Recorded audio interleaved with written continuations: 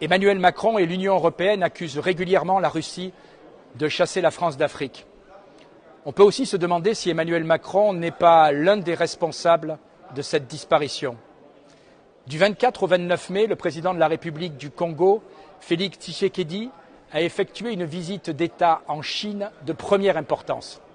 C'est évidemment tout son intérêt de multiplier les liens diplomatiques en faveur de son pays. C'eût été également tout l'intérêt de la France de ne pas mettre à mal notre relation privilégiée avec Kinshasa.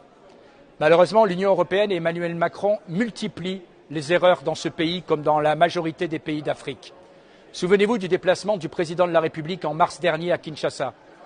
Vous avez certainement aperçu les images d'Emmanuel Macron faisant la fête en bras de chemise, une bouteille de bière à la main, comme pour effectuer une dernière provocation à l'égard de ses hôtes. Cette image déplorable est venue couronner une série de bévues.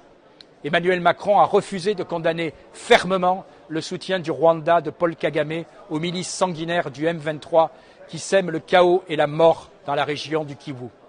Enfin, il a été très maladroit au moment de commenter une erreur diplomatique magistrale de Jean-Yves Le Drian qui avait évoqué il y a quelques années avec mépris le compromis à l'africaine, provoquant une vague d'indignation chez les dirigeants du continent.